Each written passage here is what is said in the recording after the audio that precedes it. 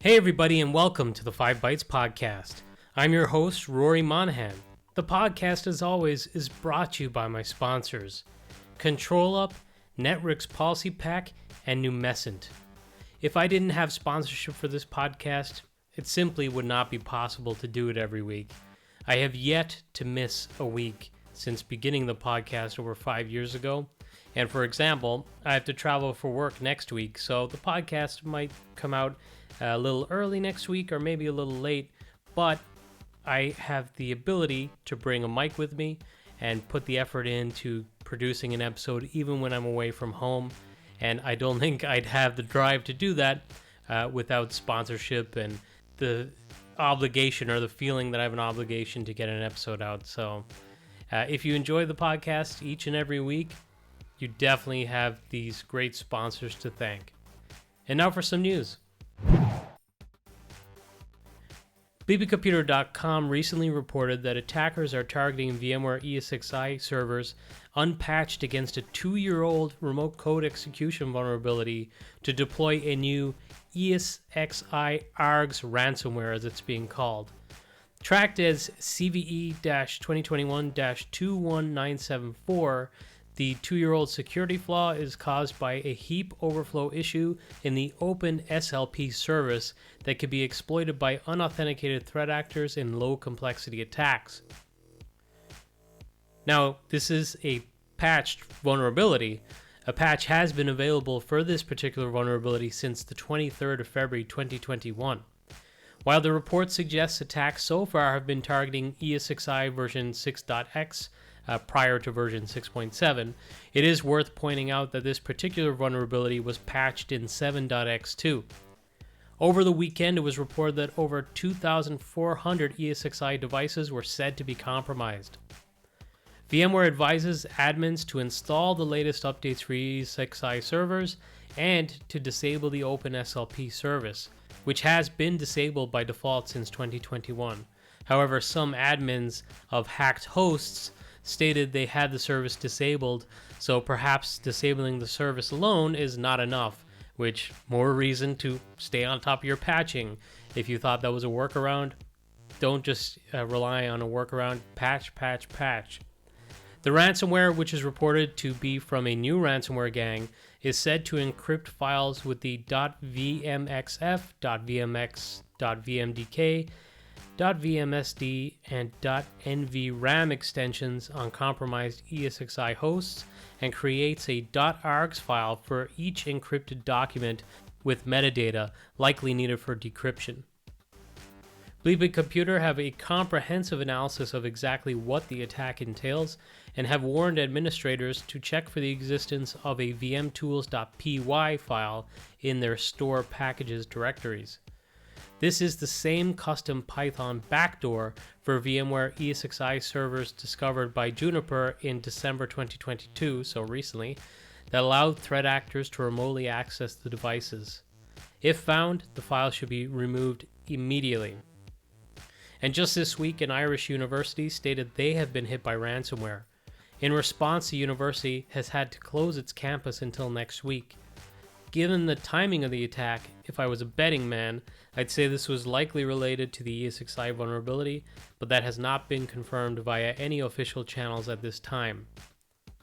Heavy Metal IT Guy on Twitter shared a few tips for this particular vulnerability, well, tips and thoughts, and that includes segment your servers, always a good idea, IPS for all, never expose your management IF, and consider RFC 1918 addressing, and think about your patching cadence, as well as sharing a recovery tool for this particular ransomware that has been provided by the U.S. Cybersecurity and Infrastructure Security Agency.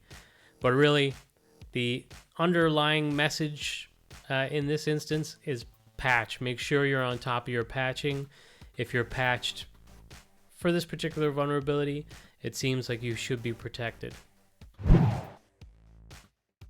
Following up on a story I covered last week and some other stories earlier this year, BleepyComputer.com have reported on a Google Ads Malvertising campaign that is spreading malware installers that leverage KOI VM virtualization technology, which is reported to help evade detection when installing a data stealer. Ars Technica have also put out a warning that people should stop using Google to download software altogether. That is how prevalent these malvertising campaigns have been. It seems they are using a wide range of products. And last week, I had reported that the manufacturers of a popular open source product had put out a plea to Google saying, our product is free. We do not promote or advertise or pay for like Google ads for our product. But in the search results, others, for nefarious purposes, are advertising using the keywords for their product, trying to fool people into going to their sites to download the product when really it's a phishing campaign. And with all things considered, may I suggest using the excellent Evergreen PowerShell module for grabbing the installers of applications when you need them instead. So you could do that via very quick PowerShell commandlets. So for example, find -evergreen app, and it'll show you a list of all the applications that are available within the module. And then you can just do a get-evergreen app for the application that you'd like, and simply grab the direct URL from the vendor site there. And if you want to get really cute and smart with it, you could actually just have PowerShell automatically download the latest versions like I do. And speaking of application downloads, I saw that the awesome Toms Nostenberg pointed out on Twitter that PowerToys from Microsoft soon will be delivered as a per-user MSIXi installer, which I think it may already be available. But this caused some confusion at first, with some worried that this would mean the per-machine installer version would be replaced. It appears in the GitHub forum that it was confirmed a machine-wide installer will remain available. I saw Tom's raise some potential issues with the per-user installer actually using all users equal to 1 property for the MSI and putting down components for the system rather than the logged-in user, with Clint from Microsoft stating that he would look into it. So if you're trying out PowerToys and you grab that per-user installer, I guess maybe beware for this initial release that it has the potential to maybe put some directories or files down erroneously for the system account, not for the logged in user. Personally, I feel like per user installs are a good thing, but maybe not so much when they're being delivered as like traditional local installs, because that can run into problems. And of course, there's always also going to be use cases where it still makes more sense for certain enterprises to target based on machine rather than to user, but a lot more with modern application management. It makes sense to target the users who might be using any device for working from, so it gives more flexibility. But there are certainly some challenges that need to be overcome, particularly when using those traditional installers. Even though I feel it genuinely has the potential to be transformative, I am actually pretty tired about covering ChatGPT already, but I'd be remiss if I didn't keep reporting on it. It was reported recently by WindowsCentral.com that information of Microsoft's enhanced Bing search powered by ChatGPT was set for imminent release, as screenshots were shared showing it at play. And I'm not sure if the leak prompted Microsoft to rush out a statement or to actually release the preview information right away, but that is what happened. Microsoft published a blog post about the feature and launched it into preview this week. They state that the AI-powered Bing search engine and Edge browser, available in preview now from Bing.com, to deliver better search, more complete answers, a new chat experience, and the ability to generate content, is thought by them to be tools as an AI co-pilot for the web. The new Bing is available today in a limited preview on desktops, and everyone can visit Bing.com today to try to sample queries and sign up for the waitlist. The sample queries are very limited, and it doesn't really give a great idea of the power of it, in my opinion. Really, it's just kind of pre-canned queries that return the same results, so it's not great. They said they're going to scale the preview to millions in the coming weeks, and a mobile experience will soon be in preview too. When I tried it, I could run a few canned queries, like I said, but for everything else, I was prompted to join a waiting list for access. Interestingly, they're saying you can gain quicker access to the preview if you follow some steps that they recommend, which includes setting your default browser to Edge, setting MSN as your home page, which, oh man, that's like the fox getting into the henhouse. Hey, there's this hot commodity out here, and you really want to try it out? Well, you got to sign up for this stuff you're less excited about. It's kind of getting around the whole anti-competition stuff they've been hit with by getting a really hot product that people want and then saying, hey, we'll give you quicker access if you do these things too. Oddly enough, along with the AI-powered search, the Edge team announced this week enhanced PDF support within the browser by using Adobe Acrobat's PDF engine. I think it's a good move, personally, because the PDF experience with the default settings within Edge has sucked. So this can only be better, I hope. In a follow-up to a story I reported on last year, it appears the Ubiquiti data breach story is about to reach its thrilling conclusion. If you don't remember this story, it was wild. A former employee of the firm exfiltrated many gigs of data while connected to a Surfshark VPN to cover his tracks, but while downloading the data, the VPN momentarily failed, which exposed his IP address.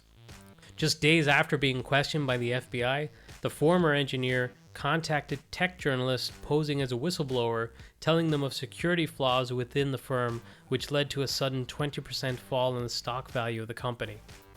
While the engineer has pled guilty to the charges of wire fraud, making false statements to the FBI, and transmitting a program to a protected computer that intentionally caused damage, he now faces a maximum of 35 years in prison and is scheduled to be sentenced on May 10th of this year. Don't be like this guy. The Irish health system ransomware attack that happened a couple of summers ago, which has been used as an example by InfoSec experts who like to point to it as being a very well detailed case of a ransomware attack. Last week, Bloomberg published an update on the attack, going into detail on the operational and human impact the attack had. So, for example, it was stated that treatment was greatly slowed, and they were managing patients in the blind without access to previous information in many cases. It was self-evident that carried great risk, and they were plunged into darkness. And nearly 2 years after the attack has left an enduring mark on the HSE. The organization is implementing a plan to modernize its computer infrastructure and toughen its cybersecurity at a cost that's likely to extend into the hundreds of millions of euros, which is a point that I actually reported on the podcast previously. Hospital staff during the attack had to ask patients what they could remember about their own medical histories and medication routines, then create new handwritten notes. And obviously this was risky given that not all patients could recall such information reliably, and some had trouble communicating in English.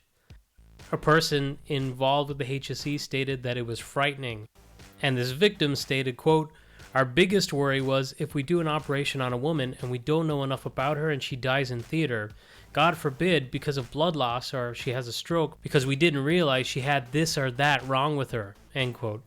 The hospital's neonatal unit relied on computers to produce pharmaceutical calculations for premature babies, some of whom were on ventilators and in need of critical care, so the hack left it without a critical tool. Interestingly, it also reports on the ransomware gang and sheds a little more light on perhaps why they suddenly provided a decryption key and never published the data they stole, as a former gang member reportedly shared some internal messages with Bloomberg showing what was the biggest attack on a healthcare system in history, which should have been very lucrative for them, actually turned into a nightmare for the group as they suffered reputational damage, and internally some of its members were spooked by the more visceral consequences of the attack on the HSE. Later, when a member attacked another health system in the US, internal chats showed anger within the group and request to kick this member out of their group. So it seems, I think I've reported multiple times on the podcast, that there was kind of a rule, a robber's rule really, because they're essentially thieves.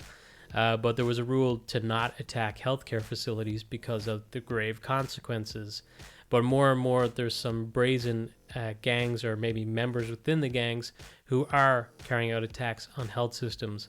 And it seems perhaps in this case, the Conta gang decided, whoa, this is too spicy, this is too risky. Give them the decryption key and walk away. And that's exactly what happened, as the report suggests that the Conta gang essentially just broke communication with the HSE after giving the decryption keys. They did keep stating that they were going to share the data publicly if they didn't pay, even after they gave the decryption key. But they never actually followed through with that threat and just stopped communicating altogether.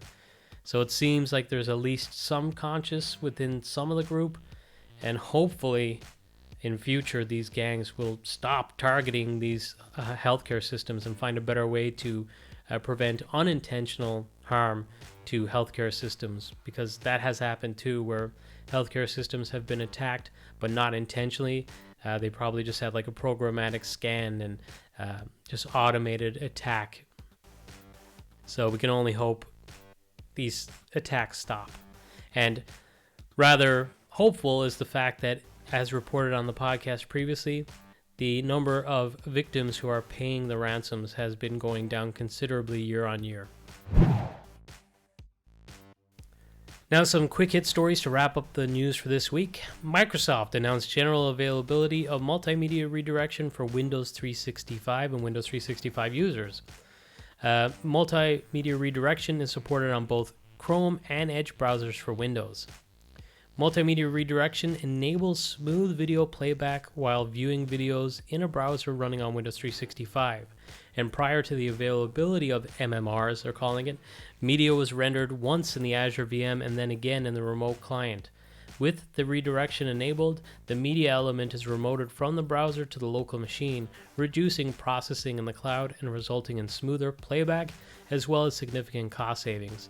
And if you're a VMware or Citrix customer, you should already be pretty familiar with this concept or feature. Well, more than 30 of the most popular business sites are already supported today, and presumably that number will only increase in the future. And as previously reported on the podcast, this multimedia redirection is also available in Azure Virtual Desktop. Also announced by Microsoft this week, a public preview of symmetric NAT support for RDP Shortpath is now available. This feature is the extension of the already generally available RDP Shortpath feature that allows people to establish a UDP connection indirectly using relay, with the traversal using relays around NAT protocol for symmetric NAT. The feature is currently available in 14 regions in preview and is available in validation host pools only. The connections initiated across regions will use UDP established through Turn, which is the protocol, where that protocol is available or where the feature is available. Otherwise, the connection will revert to the existing mechanism. In what may go down as the most costly demo ever, Google unveiled their ChatGPT AI competitor, and unfortunately during the demo, the AI was asked a question about the first satellite, and it got the answer wrong. And this led to Google's value dropping by $100 billion. So a bad day. I talked to a friend about it, and the friend brought up, ChatGPT isn't always accurate either. There's a lot of errors in the results there. But I think ChatGPT had the advantage of being first. So you just see the things that are right, and you're like, wow, this is powerful, this is amazing. And personally, I'm actually working on a blog, even though I'm sick about talking about ChatGPT. I have a blog on my drafts showing kind of where things go wrong with ChatGPT, but where I see the value and maybe how you can work around some of the shortcomings. So I'll share that pretty soon and share it on the podcast too.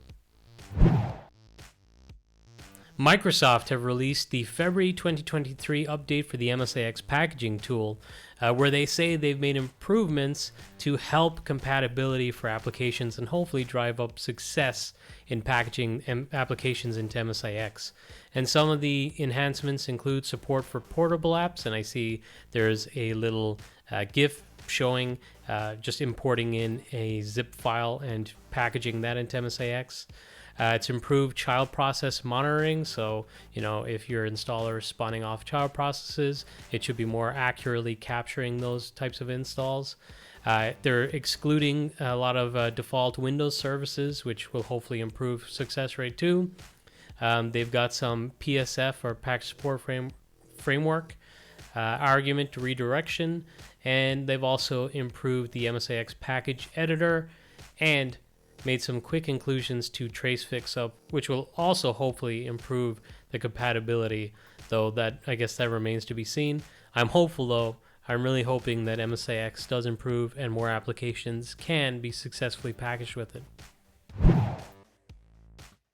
And finally this week, there has been a call for speakers for the Scottish Summit, which is a Microsoft Cloud community event covering the full Microsoft Cloud platform. The event will be held in Manchester on August 5th, which is a bit of a mind warp because it's the Scottish Summit, but it's being held in England. But it's a really great opportunity for people in the community to get involved. If you've never had the chance to speak at a conference, this could be a really great start. So consider submitting your session. The close date for submitting applications, I believe, is March 5th, so don't sleep on this. Get submitting as soon as possible. And now this episode's scripts, tricks, and tips. Earlier this week, I checked out a really excellent episode of the RunAsRadio podcast, which, just in general, that podcast is awesome. I wish my podcast had as high a production quality as that podcast. The opening jingle, just the overall production qualities, and the great voice of the host, Richard, I believe the name is. It's just a really great podcast. And they had an excellent guest, Jeremy Moskowitz. So Jeremy was a guest on the podcast a few weeks ago, I believe, before the end of the year, and they were covering LAPS, including his insights on the latest version, which he was calling it LAPS version 1 and LAPS version 2. But essentially, there's been some pretty significant changes to the product, and he discusses that. So if you're using LAPS today and maybe you're considering moving to LAPS version 2, as it's being referred to in the podcast, definitely check out this episode of the podcast because it's a really great opportunity to sit under the learning tree with Jeremy. And the also awesome Morten had tweeted this week that if you're using FSLogix version 2210 and your users are getting a black screen on sign-in, it might be because of roaming of the recycle bin. It's listed as a known issue, and a possible fix is to disable roaming of it. Microsoft is currently working on a hotfix, and I feel like I covered this on the podcast maybe recently or maybe even in December when I was reading out some of the release notes for that version. It's 2210, so it might have even been in October or November. I'm not too sure, but I'm pretty sure I did cover that because I remember the recycle bin roaming thing being listed. But yeah, timely because you may not even realize that this is the cause of an issue and you've just been kind of scratching your head on what's going on. So if you're dealing with those black screens on sign-in, follow Morten's advice. Merill Fernando of Microsoft shared a pretty useful tip. He said, did you know that Microsoft has a brand new handy self-service Windows 10 Plus troubleshooter built right into the devices blade in the Azure AD portal over at addevices.cmd.ms. And it runs multiple tests on devices to detect issues and also provides some useful remediation steps. I did not know about that. That's kind of cool. So you might not have known about it either, and now you do. Finally, I saw that Forbes, who had an interesting article on the fact that healthcare is waiting with open arms for tech workers. So they're covering from the angle that obviously the tech sector has seen massive layoffs, as reported on multiple episodes of the podcast late last year and also early this year. and there's a lot of people in the tech sector currently looking for jobs. Well, they say that, job opportunities are booming in the healthcare sector. And I think this has actually been the case for several years now, because there's heavy investment into digitization within healthcare, just pretty much around the world. And they've also been trying to optimize and modernize their existing processes in that digital world. So, if you find yourself unemployed, definitely consider working in healthcare, although I will warn you, I've worked most of my career in healthcare settings. It can be quite challenging. It's rewarding, particularly when you're dealing with like nursing staff, who to me are really the heart and soul of a healthcare system. The nursing staff, in my experience, they tend to be level-headed, rational, and compassionate people, because that's part of their job, and they're very appreciative and empathetic towards IT when you're trying to help them. They really do appreciate it and show that appreciation to you. And they do such important work. It is really a matter of life and death. So helping them and them being so appreciative can be a very fulfilling experience.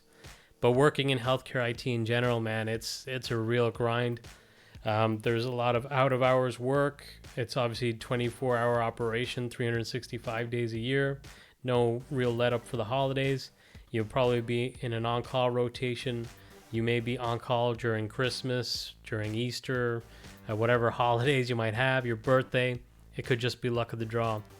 So it's definitely a challenging lifestyle, but it can be rewarding. And if you've never done it before and you feel like kind of a baptism of fire, getting your hands dirty a little bit, I would encourage it. It was definitely a very great experience for me in my career to work in a couple of different health systems. Well, that's it for this week's episode of the podcast. As I said, I'm traveling next week.